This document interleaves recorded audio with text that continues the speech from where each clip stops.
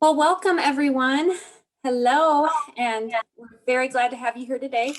My name is Trish Scott, and I'm the Associate Director here at the Staley School of Leadership Studies. And today I get the opportunity to serve as the host of What Matters to Me and Why. Dr. Carrie Priest is out on sabbatical, and I know you'll all join me in welcoming her back when she returns. But to each of you joining us today virtually, welcome. During the talk, as a few reminders, please mute your microphones. We'll be using slides throughout, and you may find it easiest to use the speaker view in this session. You can leave your camera on or off, and chat will be on for greetings, off during the presentation, and back on at the end when we have our facilitated question and answer time period. The What Matters to Me and Why speaker series is sponsored by the Staley School of Leadership Studies and supported by a cross-campus planning committee. The series was designed to build and strengthen the bonds between people who teach, learn, and work together daily, and to foster an understanding of how each of us embraces our values and the K-State principles of community. Telling our individual and collective stories is a way to share the values that define us. Our stories represent choice points, moments when we are faced with a challenge, made a choice, experienced an outcome, and learned something. And as we tell and listen to each other's stories of what matters most, we build and we strengthen our community. So today, I'd like to invite Ronnie Grice, a current master's student in a Master's of Science student in Mass Communications at Kansas State University, and a Communications and Marketing Assistant for the Office of Research and Development Global Food Systems Initiative, to introduce our distinguished speakers. Ronnie?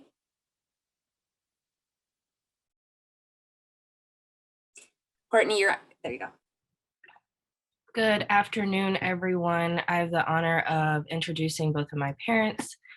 We have Chief Ronnie Grice, who currently serves as the Assistant Vice President for the Public Safety and Chief of Police at Kansas State University. Since the fall of 1994, he is a graduate of the University of Arkansas at Pine Bluff. He has served in law enforcement for the past 41 years. 27 of those have been with Kansas State University. Currently, he is responsible for the university's full-service police department, whose function is to furnish efficient services and protect life, the environment, Kansas State property, and operations. His department currently consists of 27 sworn police officers and 76 civilian staff. Prior to joining the staff at Kansas State, Chief Grice served as Director of Public Safety and Police Chief at the University of Arkansas at Pine Bluff. His law enforcement career began with the Jefferson County Sheriff's Department and Arkansas Highway Police. His community involvement includes the Greater Manhattan Community Foundation Trustees, Home Care and Hospice Funding Committee, Graduate of Manhattan Leadership, American Red Cross, the Flint Hills Chapter, former board member, Boy Scouts of America, and Flint Hills Volunteer Board of Directors. Professionally, his organizations include International Association of Campus Law Enforcement Administrators, International Association Chief of Police, Kansas Association of Police Chiefs, Board of Regents Police Chiefs Association, State of Kansas Racial Profiling Task Force, Big 12 Police Chiefs Association. We will also have Dr. Cheryl Grice. Dr. Cheryl Grice has been employed at Kansas State University for the past 26 years. She's earned her master's and doctorate degrees from the university. She's the Communications and Marketing Director of Strategic Relations, and she serves on the President's Commission on Multicultural Affairs, Veterans Steering Committee, Military Engagement Team, and Kansas State Diversity Advisory Team as a certified IDI administrator. She currently serves on the Manhattan COVID-19 Recovery Task Force, Chamber of Commerce Board of Directors, the Social Services Advisory Board, the Flint Hills Breadbasket Board of Directors, Fairy Godmothers Board of Directors, and Kansa United Way Board of Directors. She is the founding member of the Fairy Godmothers Fund, a member of the Pilot Club, PEO, Vice President of the Mid-South Region for Sensible Women Initiatives, and Alpha Kappa Alpha Sorority Incorporated. Dr. Grice is a graduate of the Kaufman Leadership Institute, Leadership Manhattan, the past recipient of the Kansas State Be the Change Award towards Nonviolence. In addition, she's a recipient of the 2017 Volunteer of the Year Award for the Greater Manhattan Community Foundation. In 2019, she also received the Manhattan Chamber of Commerce C. Clyde Jones Volunteer of the Year Award, and in 2020, Spirit of Martin Luther King Jr. Award.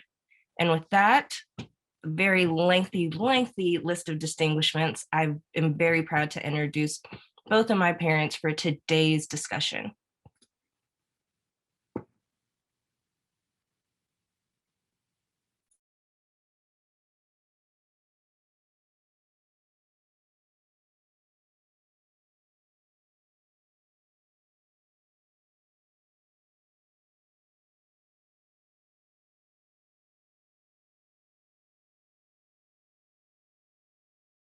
I'm from a small town in Grices, Arkansas.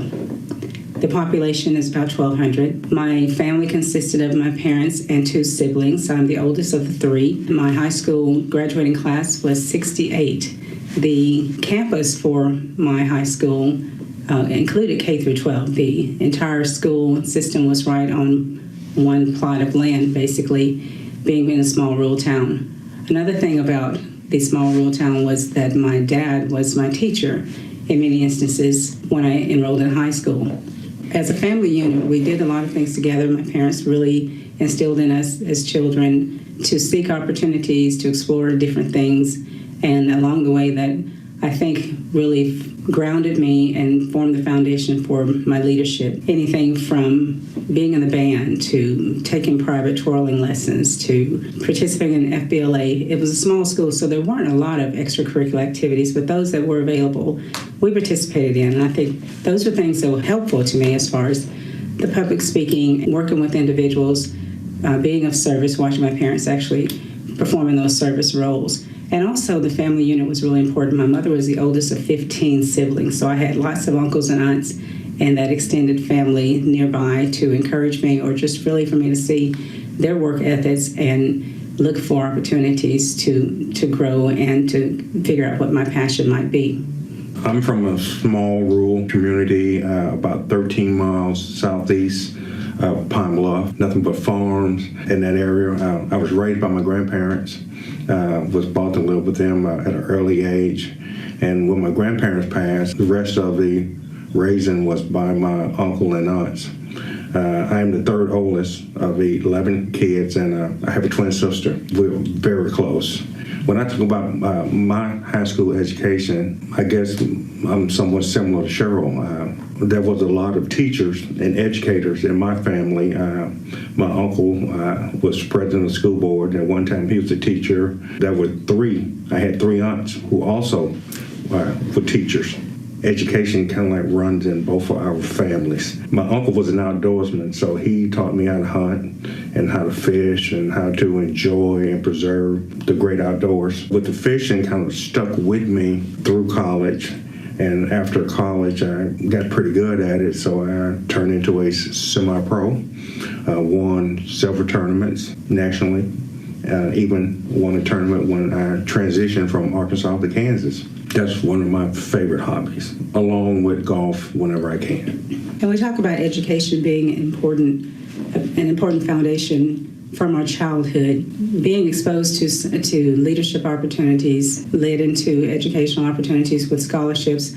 We'll talk a little bit more about the entire college experience because it's a family venture in the end. But early on, I was fortunate enough to receive a full ride scholarship to Southern Arkansas University as a twirler and on a music scholarship.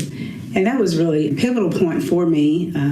It did bring about hurdles, and that's one of the things that as we talk about leadership and goals and challenges, then that's one of the things that we want to share is how sometimes you can't let those sorts of things determine your destiny, and it's okay to stop and regroup. I actually was attending school at the University of Arkansas at Pine Bluff as a non-traditional student, working full-time. And during that time is when we actually met. That was one evening. I was taking evening classes, and I had this dear friend that just kept saying, "Oh, you got to meet this police chief. You got to meet this guy." And I had no interest. But on one dark, shiny night, this car pulled up, and out jumps this tall, slim guy wearing a rather colorful warm-up suit, Nike warm-up suit. And yeah, the rest is history. But that was the first time that was our connection with UAPB. You were a 25 years later. Alumni, and I was trying to be an alumni then, but he was pursuing me. And then K-State called, and off he went and left me in Arkansas temporarily. Yeah, it's kind of like when you talk about the college days. I still have fond memories attending the University of Arkansas Pine Bluff, which is the HBCU, historically black college university. And the university is like a milestone in my family. Every member of the Grice family, along with my siblings, graduated from the historic institution. Even going way back with my uncle and aunts when it was AM&N.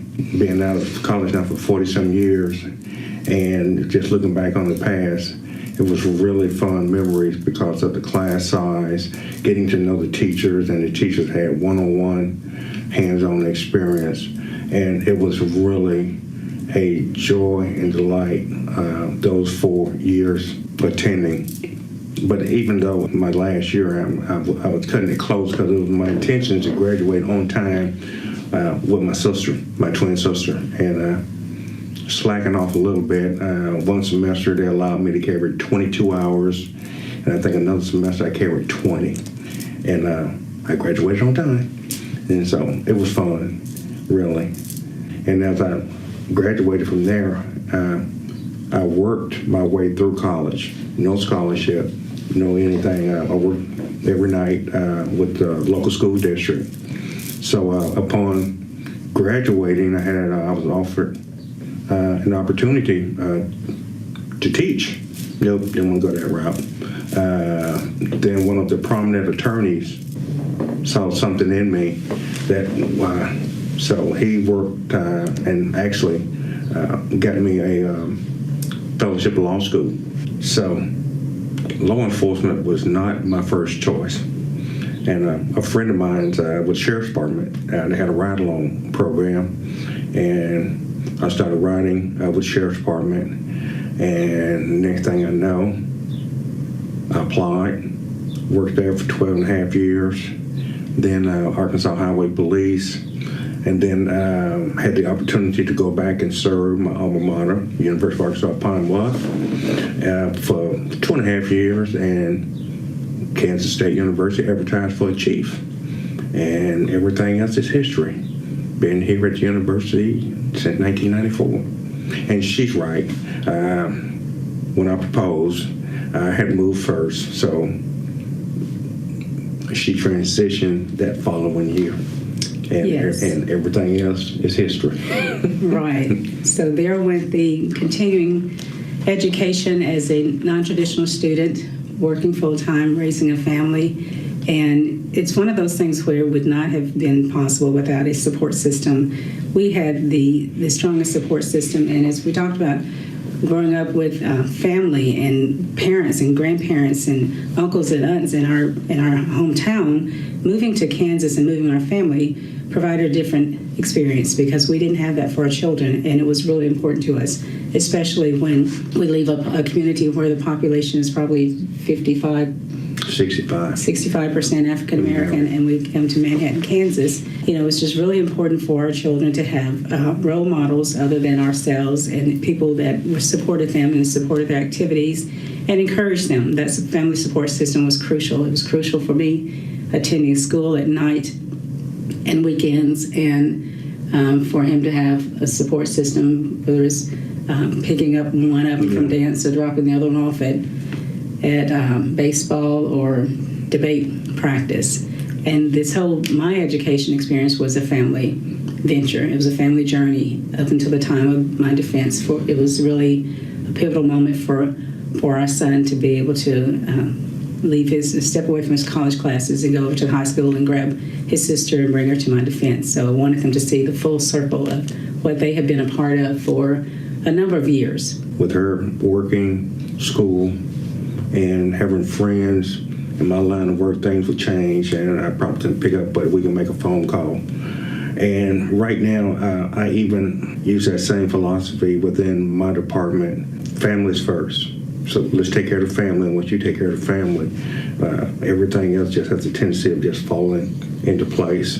And that comes from strong leadership. I'm going to say some of my traits came from my family. Because my uncle was a strong leader in the community, my grandmother in the church. I did not have any idea that I would be where I'm at right now without them instilling being responsible and having those leadership traits. And even now, I use that towards my staff and supporting them and developing them, seeing that those individuals have certain traits in there that they never thought that they had, but if you give them the opportunity to shine and grow, it's just one of those things. Because if, in my current position, if I am not training future leaders in law enforcement, I am doing a very poor job of being a leader or department head. Because it is my job to see that these individuals develop for replacing myself and my senior leadership team in the future. And I guess a lot of, and even here at the university, we were really honored to be some of the first ones to participate in Coach Snyder's mentoring program. Mm-hmm. And it just started with football, but next thing we know is it was extended to all of the student athletes.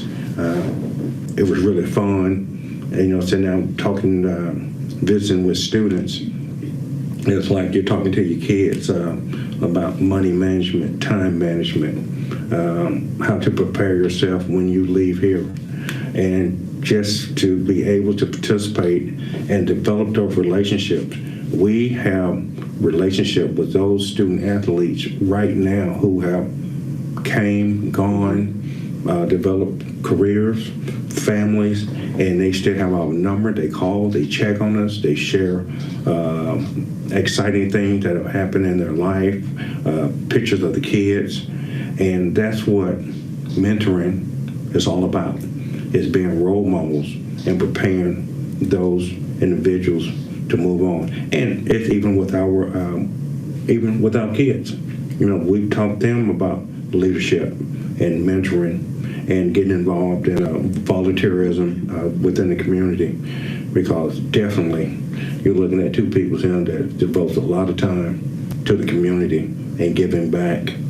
But one of the things that made mentoring really important to me was, as I mentioned earlier, being a student at Southern Arkansas University in a community that was a small town about 3 hours away from home, back in the time when there were not a lot of cell phones. I didn't have a cell phone. I didn't even have a car. You had a bag phone. I think that was even before the bag phone. But yeah, I just thought it was really important to be in a position to actually mentor students who may be coming from other parts of the country and not have anyone that they feel like they could relate to outside of the silos, whether it's athletics or in the dorm. And just a couple of students actually felt like there was culture shock to be in Manhattan, especially during the downtown in the summer. So knowing how it felt to be so removed from family and not having that support system that you were accustomed to, I felt it was really important that we could step in and be that home away from home in a lot of instances, and kind of a sense of normalcy with two small kids running around that, like little brothers and sisters that talked about everything but sports, or just really someone to just sit down and have a meal with occasionally. So that was one of the reasons why mentoring was really important, to reach out to those individuals who might feel like they were not going to be successful or how they were going to make it, and just be an encouraging source for them. And when we talk about leadership and service, to me, they just kind of tie hand in hand with each other. Because of our foundation and family unit, I think that's what we saw growing up, is the leadership and the service, whether it's in the education roles, or even with our family heads being involved in the community. So it was, to me, it's been something that just wasn't an option. It was just more so a natural in a lot of respects. I feel like God has put us all here to be of service in some shape, form, or fashion. That's how I feel about leadership and service. And there are things that come along that prepare you for it as college students, just things that you've done in high school that have been opportunities for you to develop your skills, whether it's accountability or team building, and carry that on. It's not a point where you just abandon all of your accomplishments in high school, but you can expand on those moving into the college scene. And and I found pivotal moments for me was achieving my education, all of that here at K-State over the course of time as a non-traditional student. And I think we both have talked about one of the things is you always want to see your children be successful. And I think for us, one of the things we talk about is one of the hardest jobs there is being a parent. And that's if you try to get it right. If you try to get it right, that can be one of the hardest jobs. So we hope that we feel like our children have done well. We're very proud of them. But it's because of a village that we had here, the extended family throughout the community with co-workers and our church family. So that's been really important to us, and family and communication and just having a network and being okay with asking for help and knowing when to ask for that help and knowing that you have various types of support systems.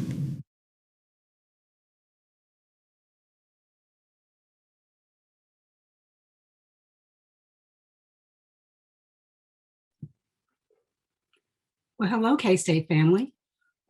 Thank you for joining us this afternoon. And first of all, I want to start by thanking our daughter, Courtney, for taking the time out of her schedule today to introduce us. She has a very busy schedule, but we appreciate her for being here and consider an honor and a blessing to have her with us today. And thank you all for taking time to join us. And as we shared a little bit about ourselves, we just wanted to continue the conversation and talk about the things that we thought were important. And one of the things I mentioned to Andrea was that, it was a year ago that we originally were scheduled to present this session. And, a lot has happened in a year. And as far as what matters to me or what matters to us and why, we found ourselves talking about that and saying things look not necessarily different, but we are looking at things through a wider lens, I guess to say, when you think about having gone through a pandemic and all the things that have transpired in the past year around the country and being away from family, as we mentioned, and being away from our oldest during the past year. So that is one thing as we talked about how we share that information today, was thinking about what that meant to us and how that has evolved over the past year. And I think one thing we talk about is being more deliberate and just being more deliberate and intentional in the things that we do, in the relationships that we have, and how we look at change, how we address challenges, thinking that change doesn't have to be always negative, or challenges don't always have to be, there's always ways to put a positive spin on things based on the circumstances. So that was one of the, I guess in a way that was a pivotal, this past year has been a pivotal moment for us and for many of us, I think, as far as working remote and not being around coworkers and not seeing students and not seeing family, and just how that has impacted the way we feel about balancing family and balancing work, and just where we find that happy medium. Well, and then she speaks about remote. First of all, I'd like to say good afternoon, everyone. And thank you for allowing us to share some of our moments with you. I did not have the pleasure to work remote because my department was listed as critical. So we was there every day, still protecting and serving. But I think one of the pivotal moments that I can probably speak about is just looking back at the 27 years of being here at the university and in Manhattan, and watching the growth and the changes. I guess I can say I have had the pleasure of working two presidents, three vice presidents, and watching the enrollment grow, watching it drop. But what I'm more impressed with and happy is the development of the police department. Coming here, being housed in East Stadium and now in Edwards Hall, but just watching the young officers who have came on board. And just this past weekend, we enjoyed the retirement of a employee who was here when I got here. And she gave 43 years total time, both to the state and to the university. So we gave her a nice send off. So now everybody who's with the department, I am responsible for them. But watching the department grow over the years, both with personnel, technology, and developing the young officers to what they are today. And personally, for me, being able to, always been kind of nervous when you have to speak, but having the honor of speaking to the graduating class at the police academy, and speaking at Juneteenth, and being able to serve on the governor's bias-based racial profiling training which is mandatory for all law enforcement officers in the state of Kansas. Those were some really great pivotal moments with me over the years of being here.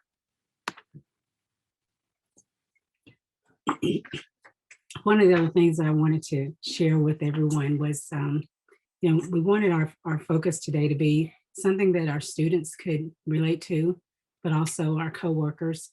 When we talk about challenges and changes and what have been things that help us balance those things out.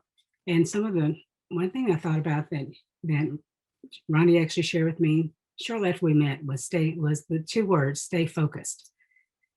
And at the time it was a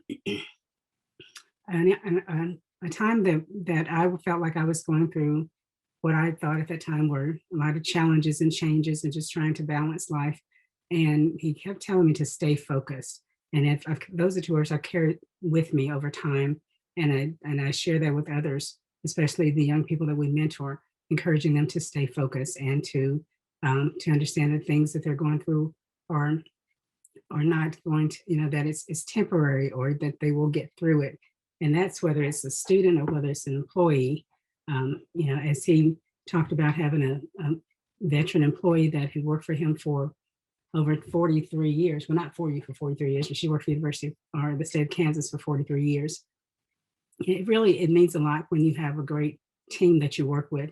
And as I introduced everyone and said, hello, family, then that's been the K-State way for a number of years. And I know as we try to bring in others from outside of Kansas, whatever, then we have to look beyond that. But then we truly feel like so many people that we have a relationship with, it just flows naturally. But staying focused, and I think about those coworkers. We've had coworkers that have really meant a lot to us, and it's hard whenever you lose a coworker, whether it's one to retirement. And I work in a department where we have some phenomenal staff, and to lose those coworkers can sometimes bring about change or challenge. And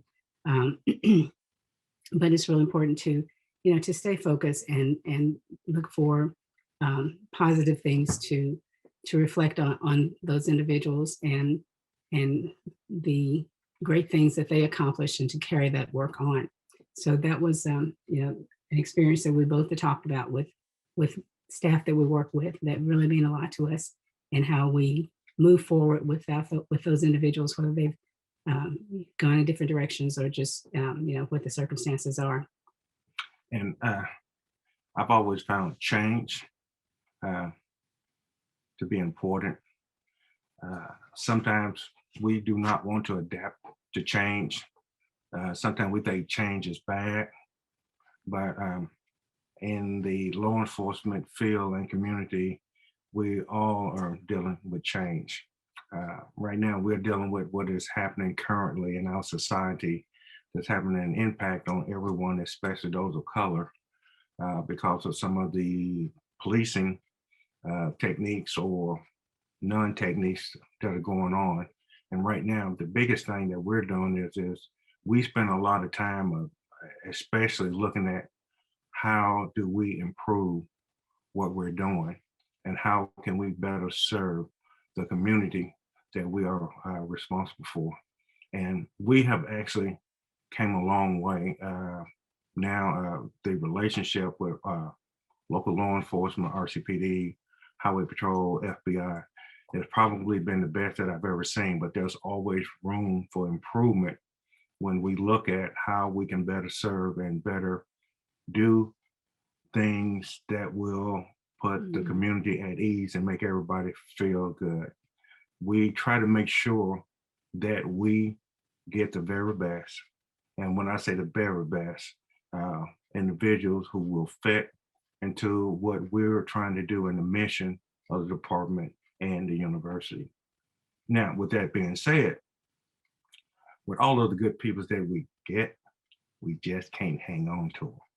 And that is the biggest challenge that we're dealing with. Because I like to use this analogy as when you hire a young man who was a student athlete and he was very good, he would have been a great fit. But before you can ship him off to the academy, he gets hired by the FBI. So what that is saying is that we are hiring good quality people to serve the university. And at this time, I think I got about 6 at RCPD. I have several with Highway Patrol, and getting those individuals with the right temperament, the right personality to help serve the mission of the university is pretty good feather in my cap because of the quality that we're bringing in. Yeah. So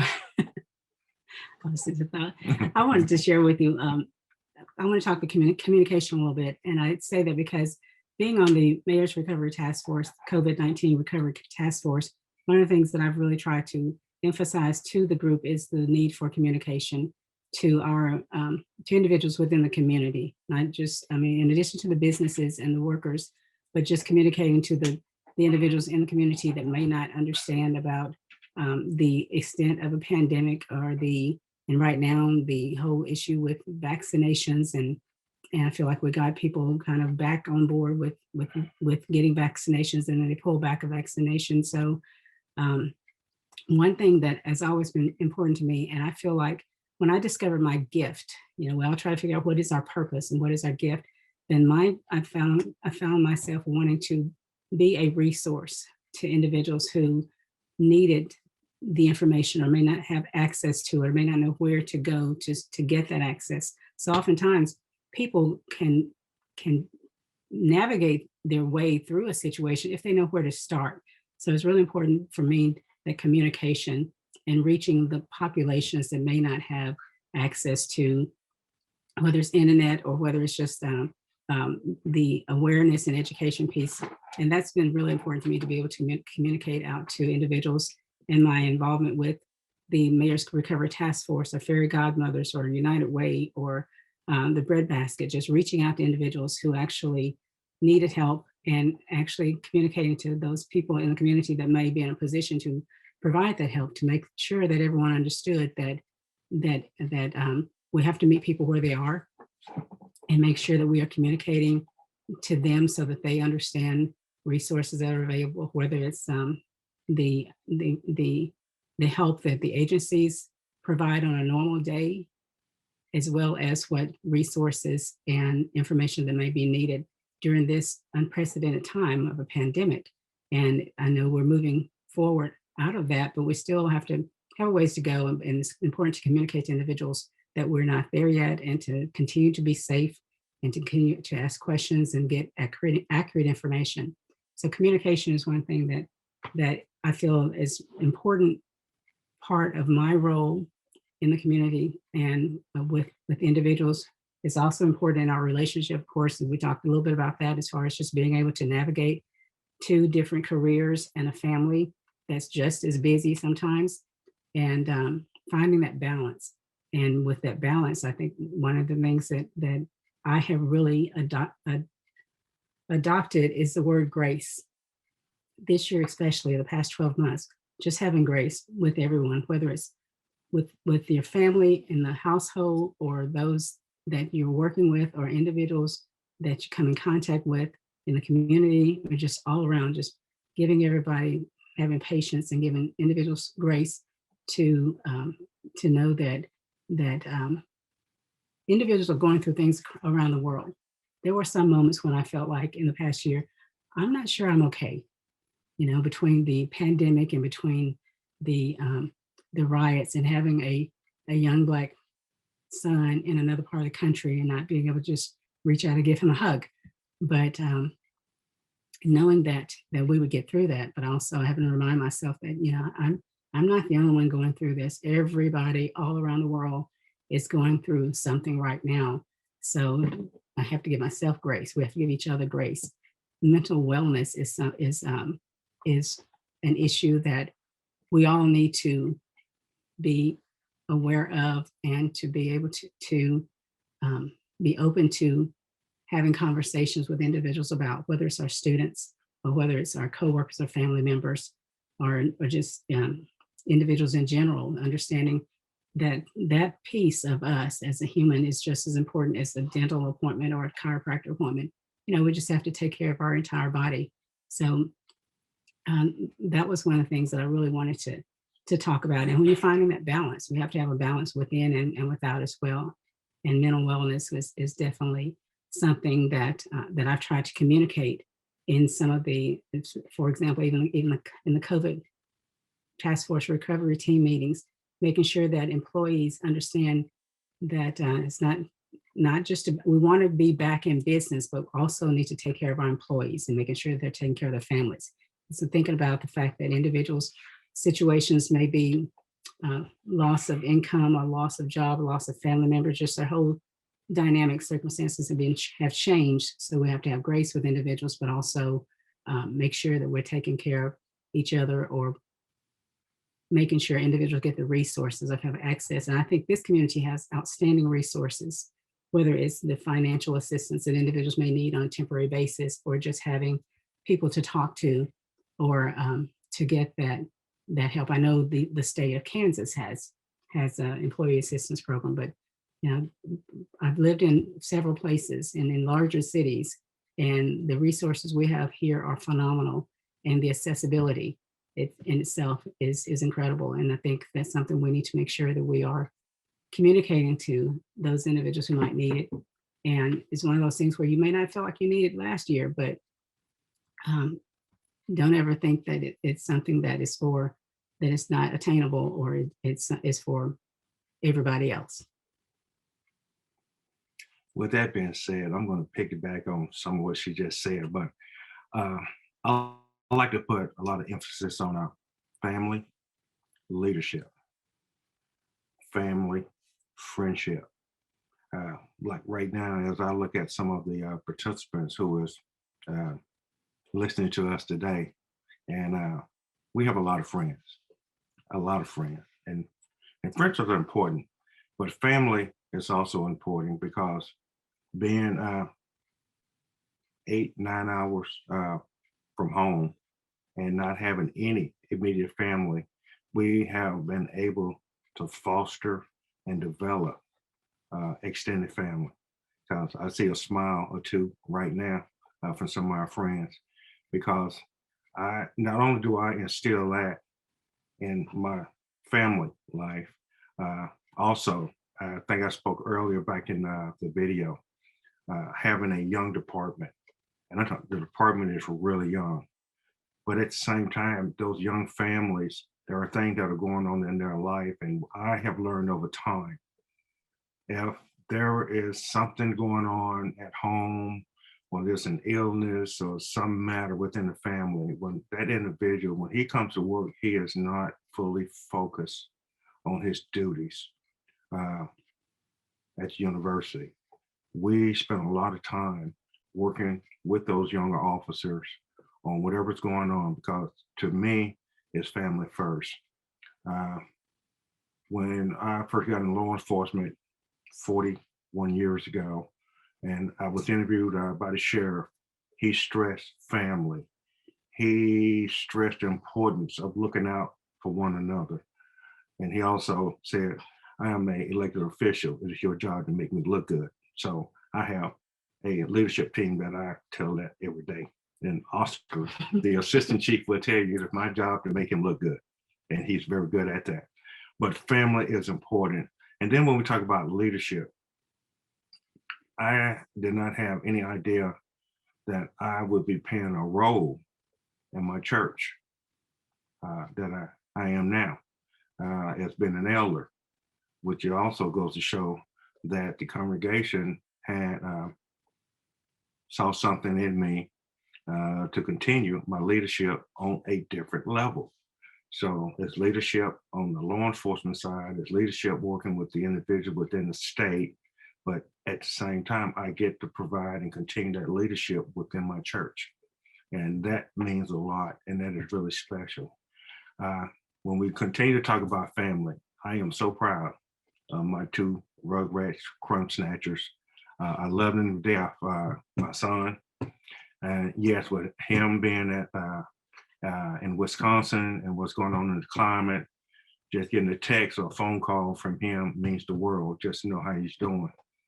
I was somewhat concerned about daughter when she was 8 hours off to school, but at least she was around family.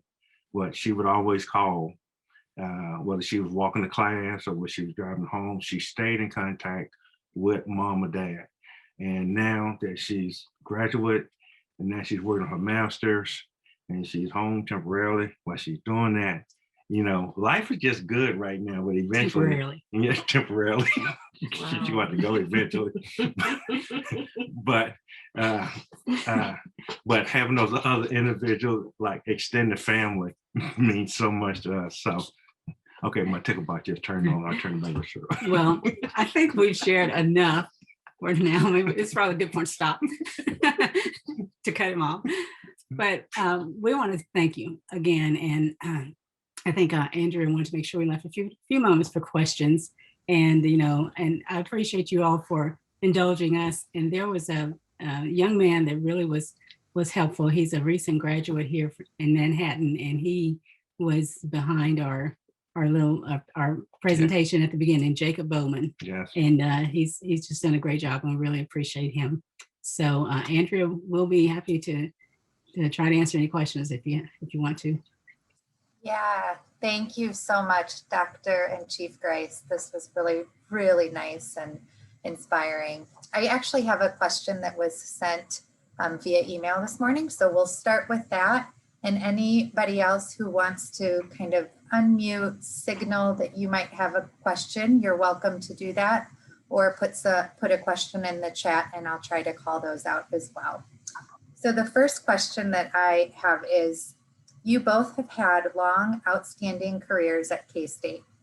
What is your favorite shared memory thus far? And how do you stay invigorated in your careers? I'll go first. It was her first day at work. I was taking her to work, and at that time, Dr. Unger's office was in Nichols Hall, computer department. And as we was going up mid-campus drive, it was closed because she worked in Anderson Hall. So, you know, I got her there and trying to figure out what was going on. So apparently a custodian was cleaning Dr. Unger's office and she saw this box. It was a shoe box. And it had road flares in it. It had a clock. It looked just like a real bomb. So we shut down everything. We got the DOD from Fort Riley in, and they went up in their bomb suits and tied a rope onto the box and pulled it down the stairs. And they went in and inspected it and said, "Oh, okay, it was a gag gift." Dr. Unger had just did a class for a bunch of AT&T people, and they gave her that as a gift, and she forgot that it was in her office. So that was the most exciting first day of work for her. And to this day, when Dr. Unger retired, I gave her the clock because we kept the clock in evidence for 20 some years until she retired. That was the most exciting moment. But I have a staff that keeps me on my toes because right now I am the senior person of the department, and they will actually run something past me just to see if I remembered what I was talking about. And they would make me say, no. I said, no, I know I said that. So they messing with the memory. So they keep me on my toes. Okay, I don't know if I can top that, but I'll try. So a little bit of, you saw in some of the presentation, the picture with Bill Clinton. Well, I grew up in Arkansas. I was a page in the House of Representatives when Bill Clinton was governor of Arkansas. I went to Girl State. Bill Clinton was still governor, so he came to Girl State. So quite naturally, when my kids came along, then they had to go to Girl State and Boy State, and they had to Give them their positions. John. Oh, wait, okay. Tell my story. Sorry. Anyway, so I had my parents were engaged with the political scene. It was a small county. So this is back in the day when you counted votes by hand, basically. So we were staying at the polls until midnight to the last county in the far part of the state, sending their numbers. So that's kind of my political landscape just over time. And of course, growing up, and I think Bill Clinton had 2 terms as governor. So I got to serve as a page in the House of Representatives, also went to Girl State. And I was just, I ran for an office. I was an alderman. So along comes the kids. And John, the oldest, we said, well, you've got to go to Boy State. I went to Girl State, you're going to Boy State. He goes to Boy State. And I said, you should be sure and run for an office. Well, he decides to run for an office, and it was the office of governor. He was elected governor of Boy State. Daughter comes along and we said, well, you got to go to Girl State. I went to Girl State, you're going to Girl State. She goes to Girl State. She didn't want to go to Girl State, but we drug her to Girl State. And she says, yeah, you guys can come to the end closing ceremony if you want. We walk in and she's standing up as Chief Justice, swearing in the governor. So moving forward, and maybe that was about the same time. So if you remember the Landon lecture, and it was always important to me for our children to see those dignitaries from around the world. And I would literally go check them out of school and bring them to K-State to McCain for the Landon lecture. And then they go back to school. But this year, Bill Clinton was here. And I think we're actually in Bramlage for that. So Bill Clinton had always kept in touch with our family.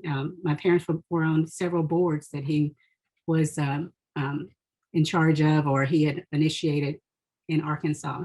So he knew of me. He knew I'd moved to Kansas. He knew our son, John. He was the only grandchild of my parents for years. So he'd always ask those sorts of questions. So when he comes to Kansas, well, Ronnie is escorting him around all day. And at the end of the day, we had a chance to actually get close and say hello. So I walk over to him and I say, hello, Mom and Dad, Andrew and Edna Rochelle said, and he's like, oh my gosh. And he gives me this huge hug. He looks at the kids who are now, young adults, and he was just floored. And he just kept walking around saying, oh my goodness, the chief of police is married to a friend of mine. So so it just kind of went full circle for me being a page and meeting Bill Clinton to the children going to Girl State and Boy State and being pages. Both of them were page in Kansas House of Representatives, and then meeting Bill Clinton. So that was an interesting circle of life in that respect.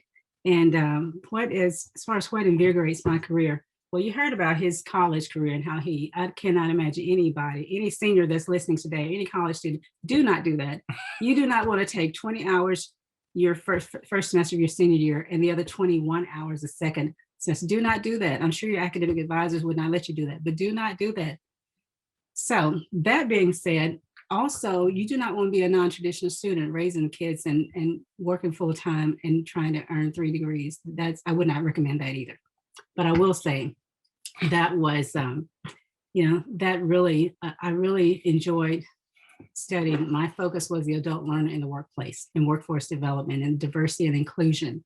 So that really, that has kept me going and really finding ways to communicate and reach people that have different learning styles and different methods of delivery, not just in the classroom, but just in life in general. And also, one of the things is he's talked about how he's such a great boss. I mean, I hope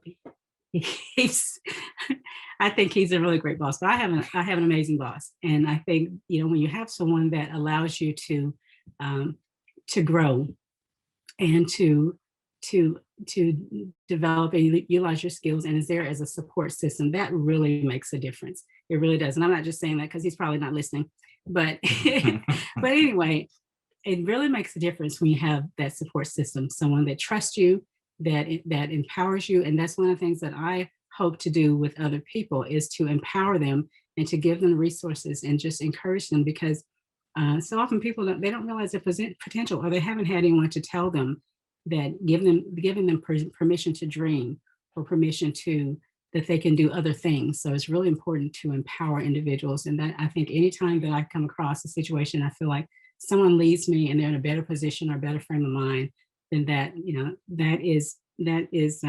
that's invigorating for me.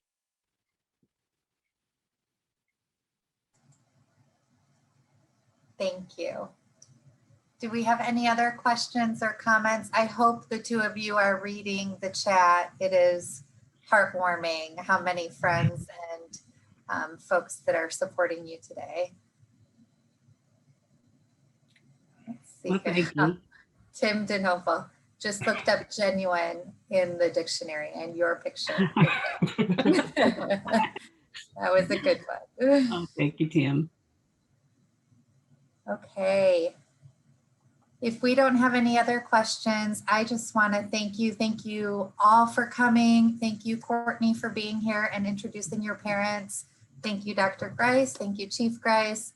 This was a wonderful way to kind of cap off our What Matters to Me and Why lecture series for this year. And I invite everybody to look out as we start planning for the next year of lectures. Thank you all and have a great rest of your week and great rest of your semester. Thank you. Thank you. Thanks, everyone. Bye-bye.